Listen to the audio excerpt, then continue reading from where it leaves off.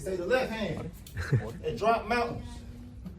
They say the right hand, be slaying dragons. The untouchable, True School Sports Empire. Y'all know the rest, man. Now listen, I'm still here in San Antonio. I'm still, making this video for you guys. This will be the review of the rest of the card. So I don't got to do a bunch of videos, right? By the way, shout out to everybody who's been showing support and love throughout the year. It's been a very difficult year for me, but 5 months away from being at a big fight, damn near half a year. It's different when you come back, and it's good to be back in the fold. We're going to be a lot more in the fold starting now and heading into 2026. So thank you guys who have stuck with me and support the content and support real, true, authentic boxing talk. Now listen, a lot of fights to discuss on the undercard. Foster, Fulton, of course, Lara, Johan, Gonzalez. But really and truthfully, guys, the fight that ultimately captured my imagination tonight was Jesus Ramos versus Shane Mosley Jr. because, Ramos is a guy that was a very strong, sturdy 154-pounder. Maybe not the most dynamic guy. Maybe a guy that lacks that extra bit of quality to really be a true A-level fighter. But nonetheless, a very good prize fighter, And then, Shane Mosley Jr. His dad was a legend. Dad's a Hall of Famer. It's a very hard shadow and a hard name to live up to, and I don't think he'll ever quite live up to it, but he's a better fighter than the people have given him credit for. He's had some good wins at certain levels, like against Demetrius Ballard and Daniel Jacobs and Gabe Rosado and guys like that. So it was a really intriguing fight because people wanted to know what Ramos would look like at 160, and they wanted to know, like, okay, what kind of problems could Mosley, who, yes, Mosley is not, he's not known for being a big puncher, but could he, coming down from 168 to 160, meeting in the middle to fight Jesus Ramos, could he present some problems to Jesus Ramos? And guys, I really enjoyed this fight because I felt like this fight was a great display of what boxing's all about.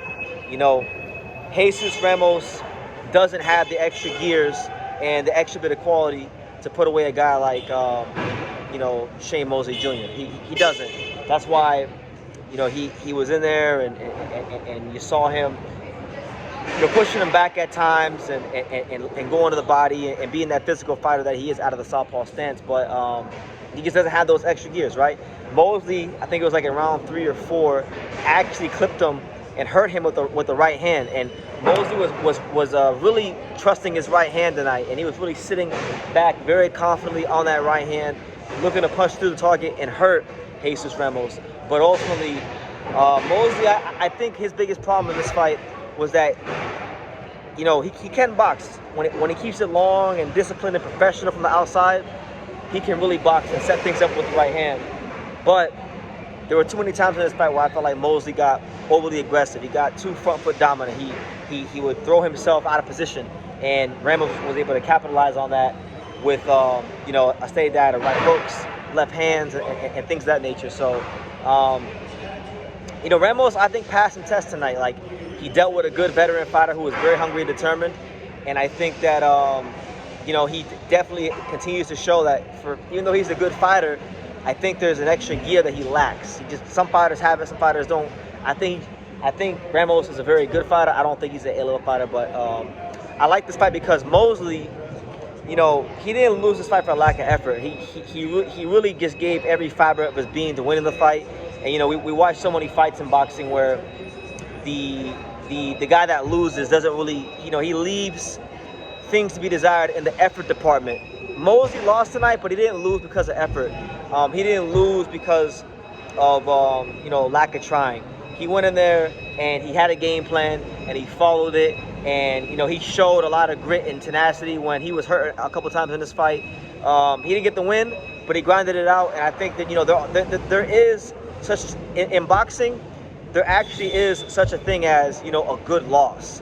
And I feel like if there was ever such a thing as a good loss, this is one of them. You lost to a guy who's not, I wouldn't say a great fighter, but a very good fighter, younger fighter, stronger fighter in terms of physical strength, and you were able to hurt him. You were able to show that you can be a very, very poised boxer. So I mean, if that's gonna be like his last real big fight in his career, then I think he can be satisfied with it. And for Ramos, I mean, good performance, but I think you know, he might have some problems at 160. I think PBC's gonna have to be very careful with how they match him. So you know, good fight, my personal fight of the night. So there's that. Now, the fight that I was looking, switching gears, the fight I was looking most forward to on this card was definitely Stephen Fulton versus Shaquie Foster. Obviously, the closer the fight got, the less I began to look forward to it because Stephen Fulton missed weight, and to make matters worse, the WBC rewarded him for not making weight and somehow turned it into, you know, making it a WBC, you know, interim lightweight title fight. You know, so that don't make no sense because he's not a lightweight, or Shaquie's not a lightweight. It didn't make any sense, and it makes even less sense when you factor in that the WBC at the recent convention just 2 or 3 days ago, they approved Jadir Herrera and I think the guy was Nunez. They approved Jadir Herrera and Nunez to fight for that same title. So then all of a sudden on the whim, they can just say, no, Jadir Herrera, you're not going to fight for that title. And, you know, here you go, Shaquie and Fulton. I mean, I think it's just, it's very Bush League. It's very minor league. It's very unserious. And it gives people that hate the current structure of boxing and love what TKO and Saudi is bringing to boxing, it gives them a lot of leeway to say, you know what, that's what we want, that's what we need. And I can't even blame them. Now, as far as this fight, I'm extremely disappointed in Stephen Fulton. You know, I did go on the record and I did pick him to win the fight, and it is what it is. But again, one thing I said in my video with Sean Tatel on his channel was that Shaquie Foster was definitely going to come into this fight and keep things very long, disciplined, patient, professional, and it was going to be incumbent upon Stephen Fulton to do what he's done throughout the duration of his career, which was get in the pocket and outdog Shaquie Foster. And much to Shakie's credit, Stephen Fulton not only was Stephen Fulton not able to do that, like guys, and I'm gonna say it like this, and I like Stephen Fulton. I'm one of the few in boxing media who actually picked him emphatically to beat Brandon Figueroa earlier this year. But guys, I've had these fears, and I've mentioned it here and there about Fulton, about how, you know, after the Inoue fight, he's been living life and enjoying himself and going to Miami and going on yachts and, you know, not watching his weight. I also stated that him having such a short campaign as a featherweight was a big red flag. It kind of just indicated that maybe he was undisciplined, right? And all those things were proven true at the weigh-in when he missed weight. But man, he looked like he looked like he got old overnight in this fight. Like he looked like a fighter that's a shell of himself, that's lost his desire to compete, and that looks ready to pack it in. So I like Stephen Fulton. I've enjoyed the duration of his career. But really and truthfully, like, if that's the last time I see of him, I'm not gonna be upset about it, because you didn't even give yourself a chance to win the fight. You came in underweight, and your body was in no physical shape to do what Stephen Fulton needed to do to win this fight. So that's the Fulton side of things. As far as Shaquie Foster, really and truthfully, I'm very I'm impressed by him. Even though Fulton was overweight, still, I mean, Fulton's still Stephen Fulton. Like, you went in there and you boxed the 12. You boxed a very disciplined, sharp 12 rounds. Some from the orthodox stance, some from the southpaw stance. You were sharpshooting, you were counter punching. You had him hurt, you had him buzzed a couple of times. And truth be told, I mean, look, coming into tonight, the only guy that had beat Fulton was Naoya Inoue. Shaquie Foster joins that list, and you know, he beat him easily. Like the fight was never in doubt. You know, I would say probably Fulton won the first round, and after that, you'd be lucky to fight around. You'd be lucky and very, very generous to give Fulton a round after the first. So I'm impressed by Shaquie. You know, look at the resume now; it's starting to stack up really nicely. Stephen Fulton, Ray Vargas, Edward Rocky Hernandez, Robinson Conceição. A very, very good resume. As far as like what's next for Shaquie, I mean, look, right now we got Eduardo Sugar Nunez and Vaquero Navarrete. They're gonna go ahead and sort some things out and do the Mexican fight and unify some titles. You got Jazza Dickens, who's slated to fight Hayato Tsutsumi later on this month in Saudi Arabia. So we'll see how that goes. But right now, for my money right now, I think it's time to put this on Shaquie Foster. Right now, I think he is the best 130-pounder in the world. And until someone dethrones him, then he's that guy. But yeah, real impressed by him. Really disappointed with Stephen Fulton. This is not the Stephen Fulton to fight Angelo Leo or Figueroa in the second fight or Danny Roman. I really think, guys, unfortunately, you know, he may have lost his hunger for boxing. And it happens to fighters. This is a hard game. These guys, before they even make any real money, they've already probably put in 10 to 15 to maybe even 20 years, because a lot of these guys start off as kids. So I can't get mad or overly criticize a fighter if they lose the hunger, but I can point it out, and I can make the observation, and I'm making the observation. Stephen Fulton does not look like a hungry fighter anymore. I think he's had a great career. I think he's been one of the better fighters as far as this fight aside with Foster. He's been one of the better fighters in terms of representing what it means to be a real American fighter and a real Philadelphia fighter. And I love what he brought to the game, but that was not him tonight, and that wasn't him at the weigh-in. And it is what it is. Sometimes the game passes us by, and you lose your hunger for the sport. So I'm not sure what's next for him. I'm not sure who he could fight or who I'd even want to see him fight. But I didn't like what I saw. And then I'll leave it at that. I'll leave it at that as far as Foster and Fulton. And then switching gears, we'll go with Lara, and I won't make this one too long. This is a fight that was supposed to happen with Johnny Beck. Johnny Beck tested positive for meldonium. So then Johan Gonzalez stepped in on very short notice. Johan's a good fighter at a certain level of boxing, a high level, but he's not on Lara's level. They had familiarity from sparring each other. Johan did get a really good win against Jared Anderson earlier in the year. But, it was a fight where, Lara could have dropped and probably knocked out Johan Gonzalez whenever he wanted to. Johan Gonzalez had a tailor-made style for him where he falls over on his front foot, and Lara was looking for the left hand all night. And Lara just kind of had fun and played with him and amused himself. So, Erislandy Lara continues his reign as the longest champion in boxing. He scored a knockdown in round 12. He wins the 32nd fight of his 38 fight professional career. And I'm not sure what's next for him. Johnny Beck tested positive for meldonium. He'll probably get stripped. The middleweight division is quite possibly the worst division in boxing right now. I'm not really sure what's next for him, if there is anything next for him. I know PBC does have the rights to Johan Hernandez, who a lot of boxing people are high on. They could do the all-Cuban fight and kind of pass the baton, but I don't know if that's what he wants to do. You got, Jesus Ramos, who just won the interim belt. Maybe they want to do Ramos versus Lara. I don't know. The amount of opponents and selection for him isn't very, very high. So, I think Lara, actually, believe it or not, if he doesn't fight any champions, like if he doesn't fight Jesus Ramos or anything like that, or Johan Hernandez, I think Lara might be able to keep that belt as long as he wants, because that's how thin this division is, guys. This is not your uncles or your grandfather's middleweight division. This is a very, very thin middleweight division. So, he wins a pretty easy fight against Johan Gonzalez, and that's that. And then what else? What else did I miss? Luis Nunez, shout out to him. Let's talk Luis Nunez and Hector Sosa. Actually, no, scratch that. We'll talk Frank Martin. Let's talk Frank Martin, actually, because he was the headlining fight on the prelims. Frank Martin actually wound up fighting Rances Barthelemy, 39 years old. Rances Barthelemy, former world champion, multiple times over. But let's be real. Rances Barthelemy's seen better days. He's 39 years old. He's long in the tooth. He's ready to go. He's ready to sail into the sunset.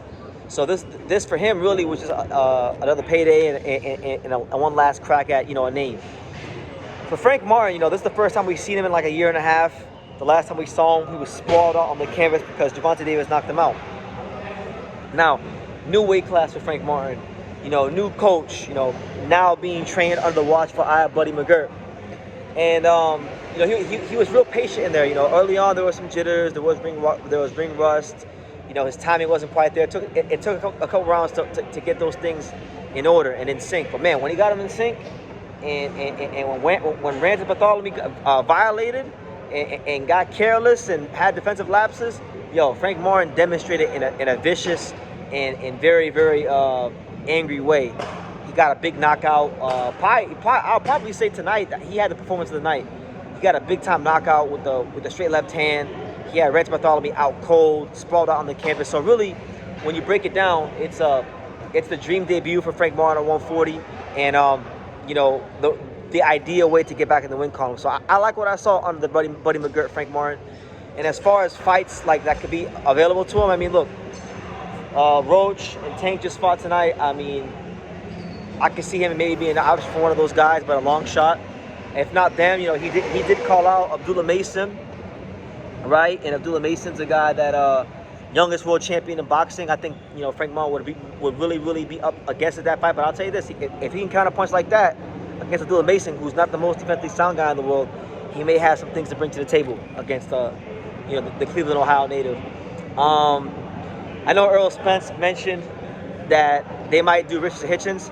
That could be a potential fight. Personally, for me, if I'm talking about Frank Martin and the fight I want to see for him, I would like to see him fight Keyshawn Davis. I feel like they got a lot of history. They got that. They got some business to settle because, you know, they did go at each other face to face in Vegas once upon a time. So I like that fight. But either way, for the time being, Frank Martin has done what he needed to do to get people interested in talking about him again.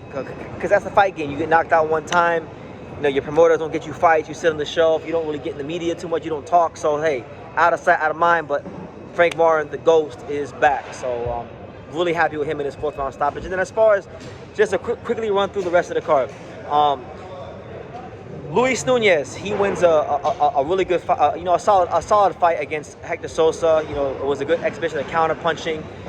Nunez is not a guy that I think is like, you know, I don't view him as like a creme de la creme top shelf featherweight, but I think he's a good featherweight. I think he's a solid featherweight. I think with the right styles, he's a problem for a lot of guys in the division.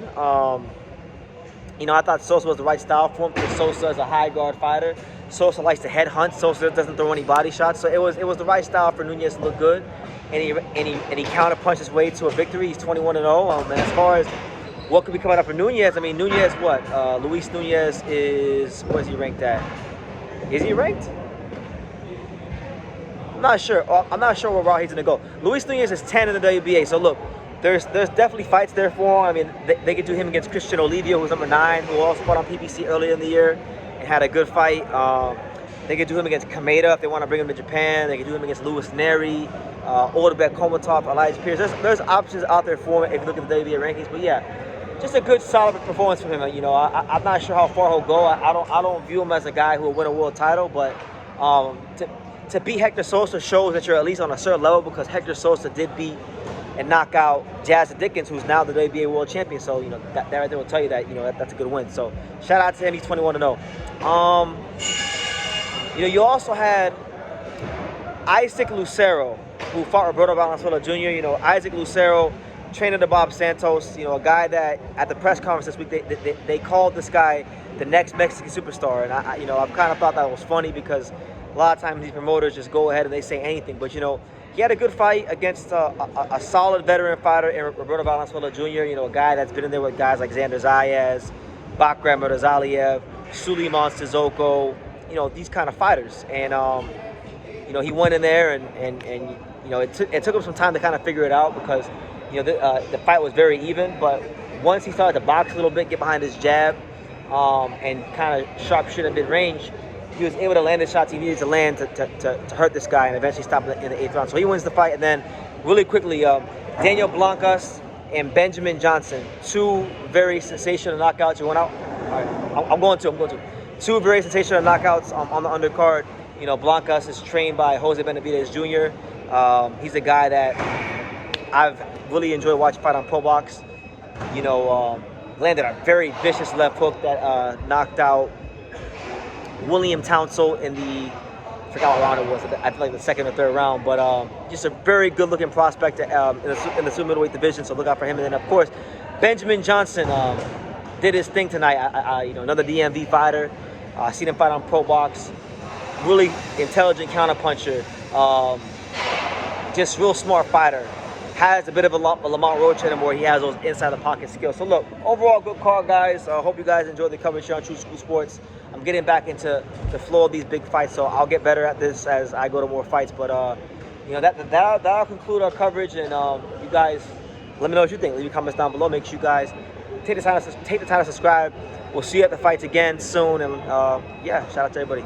Thank you for watching True School Sports. Thank you for watching another video on the untouchable True School Sports empire, the home of boxing. We're on the road to 100,000 subscribers, guys. So help us keep being great. Help us keep pushing out that real boxing content for the fine folks all around the world. And make sure you jab, you hook, you Mike Tyson, you Mayweather that subscribe button. Pops, show them how do they gotta hit the subscribe button. Pop, pop, pop.